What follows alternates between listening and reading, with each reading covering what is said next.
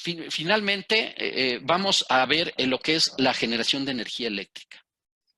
Aquí comienzo diciendo esto. El sector de generación de energía eléctrica a nivel mundial es considerado como estratégico y un asunto de soberanía nacional para la enorme mayoría de los países. Este concepto hay que tenerlo muy claro, ¿sí? En el mundo hay el sector energético está dentro de lo que llama el sector de utilities. El sector de utilities es el que provee productos y servicios, ¿sí?, que tienen que ver con la actividad básica humana. Obviamente es la energía y la otra el agua, ¿sí? Y también el manejo de la basura. La mayor parte del sector de utilities a nivel mundial o bien son empresas estatales, ojo, son empresas estatales, o son empresas públicas. ¿Qué quiere decir eso? Que hay participación privada, pero las acciones, el funcionamiento financiero de la empresa y todo tiene que ser accesible al público. ¿Por qué? Porque si no son estatales, son públicas y están fuertemente reguladas por el Estado. Hay excepciones, por supuesto, sobre todo Estados Unidos, que tiene muchísimas empresas que son totalmente privadas. Uno no sabe cómo operan, no sabe quiénes son los accionistas, no tienen reporte de estados financieros que los tengan que hacer públicos, etcétera. Eso habla, y eso es porque para cualquier estado que quiera funcionar adecuadamente en el concierto mundial, ¿sí?, no se puede dejar el manejo de las cuestiones estratégicas a los privados. Eso está comprobado, ¿sí? Entonces, cuidado con eso, porque a veces uno tiene ideas que no necesariamente corresponden con la realidad. Fíjense, la electricidad proyectada del 2018 a 2050 en términos de generación por fuente de energía. Líquidos, gas natural, carbón, energía nuclear y las energías renovables, incluida la hidroeléctrica. Como ustedes se fijarán, nosotros estamos por aquí 2018-2020 y es claro que las energías renovables tienen que ir sustituyendo a las energías fósiles. Si crecemos a esta tasa, esta es la tasa proyectada, ¿sí? Pero como se fijan, como ven, de todas maneras las otras energías prácticamente siguen tal cual. ¿Qué quiere decir eso? Que las energías renovables no se ve posibilidad en esa proyección de que sustituyan efectivamente a otro tipo de energías. Cuidado, cuidado con eso. ¿Qué pasa con la energía eléctrica en México? Bueno, ustedes saben que la mayor parte de la energía eléctrica en México es fósil, tenemos hidroeléctricas, por supuesto, pero tiene que ver con el funcionamiento también de Pemex. ¿Por qué pongo esta gráfica? Porque el decremento de los ingresos de Pemex, siendo el respaldo en buena parte de la economía de México durante mucho tiempo, se ha reducido afortunadamente, ¿sí? Pero configura, esta disminución de ingresos configura escenarios de presión para generación de ingresos del Estado que impactan directamente al sector energético eléctrico. ¿Sí? Es decir, este escenario tiene paralelo evidente con la situación que vive la Comisión Federal de Electricidad. Nuevamente, insisto, lo que es el petróleo, el gas y la energía eléctrica, ¿sí?, configuran un sector estratégico y de soberanía a nivel mundial. El lunes que tuvimos una plática excelente con el doctor Lacy Tamayo, que es un funcionario muy importante de la OCDE, a través de París, nos mencionó precisamente eso. Muchos países, los árabes, los japoneses, los noruegos, etcétera, que tienen industria de oil and gas importante, ¿sí?, de gas natural y petróleo importantes, no son muy abiertos a dejar la economía fósil, no son muy abiertos. Lo mencionó el doctor Lacy, y la razón es esa, porque es una razón geoestratégica y geopolítica, ¿sí? Tenemos que tener eso en mente cuando hagamos la evaluación. Aquí es me tomé la libertad porque nos la compartió el doctor Luca Ferrari del Instituto de Geociencias de la UNAM, que hizo una exposición excelente del mercado energético en México, pero excelente. Tal vez hay algunos que lo hayan visto, presentó estos datos, ¿no? Esto es muy importante. El uso de energía está directamente relacionado con el Producto Interno Bruto y con las emisiones de CO2. Acuérdense que el CO2 es un gas de efecto invernadero, ¿sí? Entonces, ¿qué quiere decir eso? Que el análisis de los factores de crecimiento del PIB en razón del uso de energía van de la mano con el desarrollo del mercado. Hay que entender eso, ¿sí? Nuevamente, el análisis de los factores de crecimiento del PIB en razón del uso de energía van de la mano con el desarrollo del mercado. Pero se ha comprobado que el retorno de capital a las empresas en el mercado, ¿sí? Empresas privadas, estoy hablando de empresas privadas, crece a mucho mayor velocidad que el PIB que tenga un país donde las están instaladas, lo que genera situaciones de desigualdad, ¿sí? Y condiciones para el incremento de precios de los bienes y servicios producidos por el sector de utilities a nivel mundial. ¿Qué quiere decir eso? Que el crecimiento, donde hay inversión privada y donde se están, a pesar de ser un medio altamente regulado, se están teniendo utilidades, está generando condiciones de desigualdad y está generando condiciones de mercado, ¿sí? Que tienden a incrementar los precios, no a bajarlos, ¿sí? Vamos a verlo. Esta es la generación de agua, de generación eléctrica en México. Tenemos la generación bruta en gigawatts hora. Y aquí se ve más o menos cuál es la composición, ¿no? Del sector por tecnología de enero a diciembre de 2018 y de enero a diciembre de 2017. Hay un pequeño incremento de 0.5%. Tenemos energías de ciclo combinado, lo que es cogeneración, ¿sí? Vapor, hidroeléctrico, carboeléctrico, etcétera, ¿sí? Aquí tenemos eoloeléctrico y el fotovoltaico, que son precisamente ahorita el asunto de controversia, compete esencialmente esos dos sectores por el acuerdo que se publicó recientemente acerca de la confiabilidad del sistema eléctrico nacional. ¿Cómo está la matriz energética? Bueno, fósiles, pues seguimos prácticamente el 80% de nuestra energía es fósil. Hay renovables un 15% y hay otras limpias alrededor del 5%. Fíjense, quiero llamar la atención de ustedes a la energía nuclear. La energía nuclear es una energía limpia, ¿sí? Y yo creo, esa es mi percepción, lamentablemente, como se ha satanizado, yo diría esa es la palabra, se ha satanizado el uso de la energía nuclear, ¿sí? Pues resulta que nadie le está tomando en cuenta en sus proyecciones de crecimiento energético, o muy pocos, ¿no? Y resulta que es la energía que nos da más capacidad, más contundencia para el suministro eléctrico, ¿sí? Tiene una altísima densidad energética y la densidad energética propicia desarrollo de un país, ¿sí? Las energías que tienen la mayor densidad energética son los que históricamente han propiciado el desarrollo de un país. O sea, por ejemplo, los alemanes. ¿Ustedes creen que los alemanes, porque estaban muy conscientes del ambiente y todo, empezaron a migrar a las energías energéticas? No lo hicieron hasta que estaban desarrollados, ¿sí? Entonces empezaron a migrar. Y hay que considerar que México y muchos otros países no estamos desarrollados y estamos siendo forzados a utilizar energía verde, lo cual es correcto, así debe ser. Nada más que llamo su atención a la cuestión, al concepto de densidad energética, ¿sí?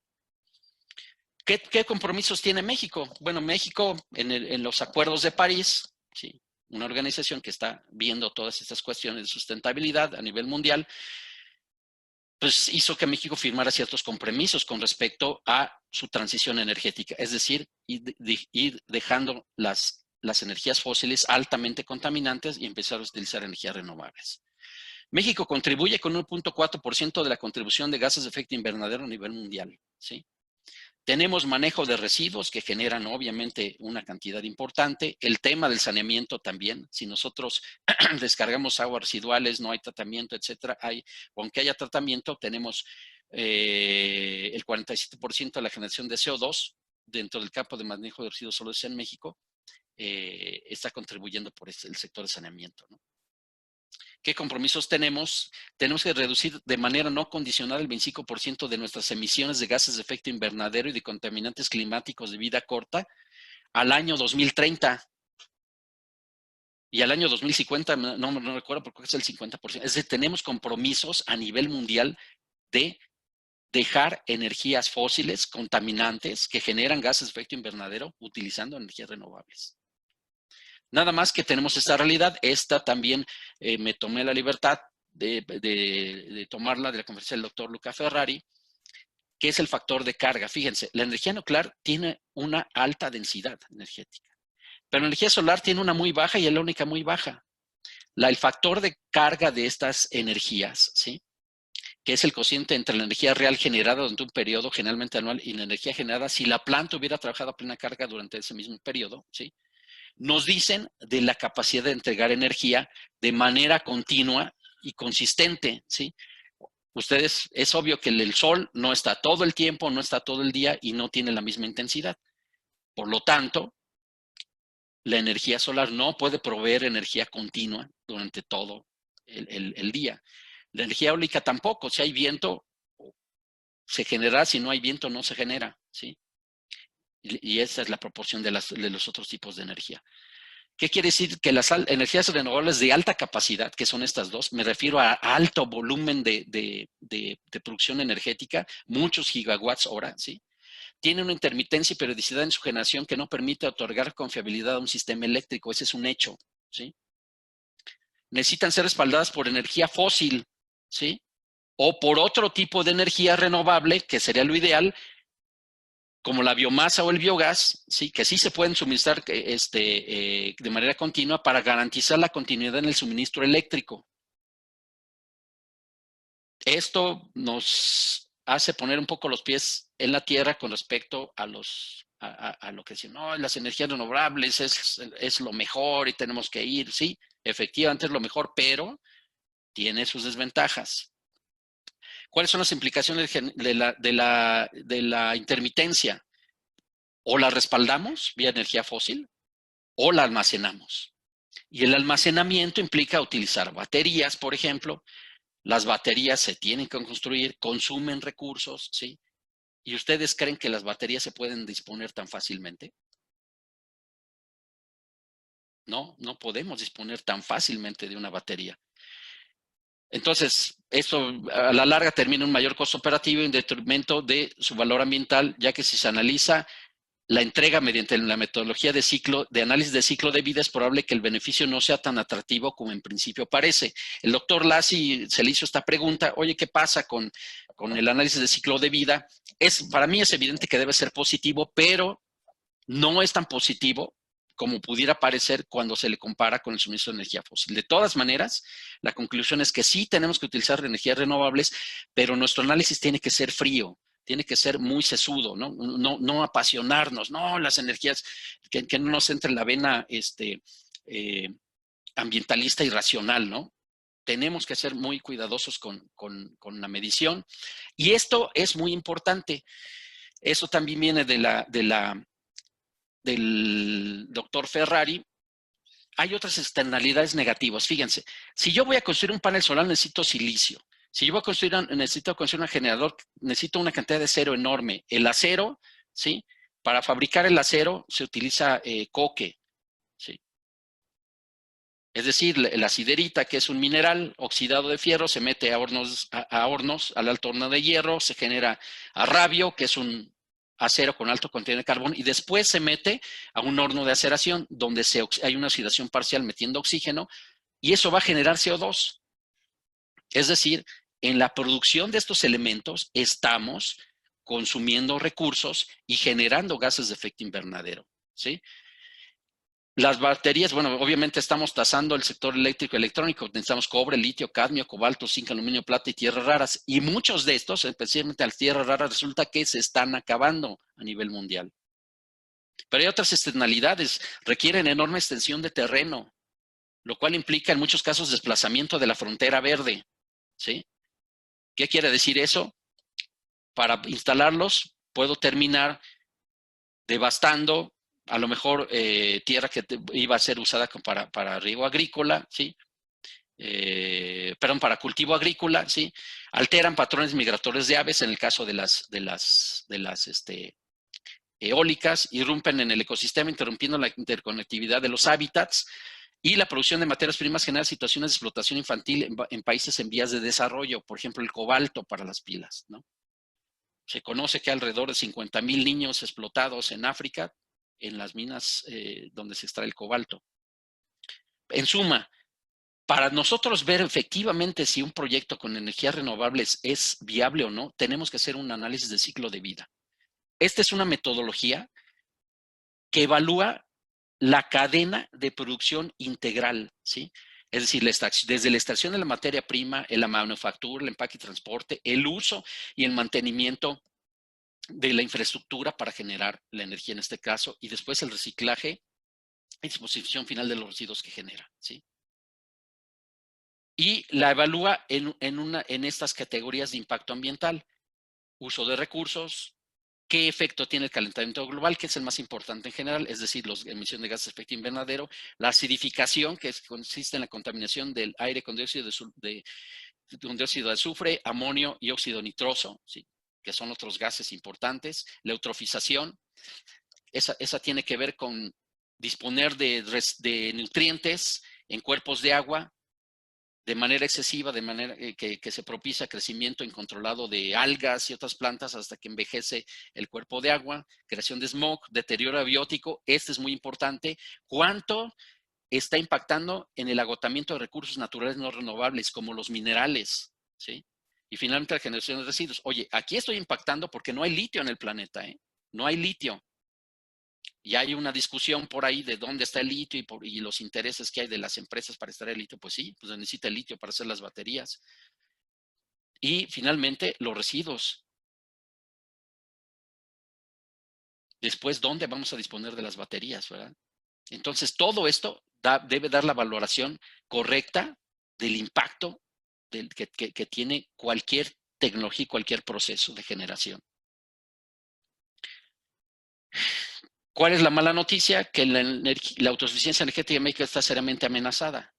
Aquí se ve, son datos de la Secretaría de Energía, el consumo nacional de energía va subiendo y resulta que la producción va bajando. Entonces tenemos que jalar esta curva para que sea igual a esta. Y sí la tendremos que jalar. Pues al día de hoy se puede decir que es imposible. Las conclusiones del doctor Ferrari me parece que son lapidarias, ¿no? Aunque se pusiera en operación todos los generadores renovables y no renovables, su capacidad nominal, no vamos a tener capacidad en el país de tener autosuficiencia energética. No se puede. ¿Qué quiere decir eso? ¿Tenemos que seguir empujando a ver cómo vamos a generar más energía? ¿O mejor dejamos de consumirla? Mejor la dejamos de consumir, ¿no? Una buena vía es la generación distribuida. Aparentemente es más conveniente establecer unidades generadoras pequeñas de menos de 500 kilowatts, trabajando a nivel local y utilizando fuentes de energía renovable. Es decir, pequeñas unidades que abastezcan un sector.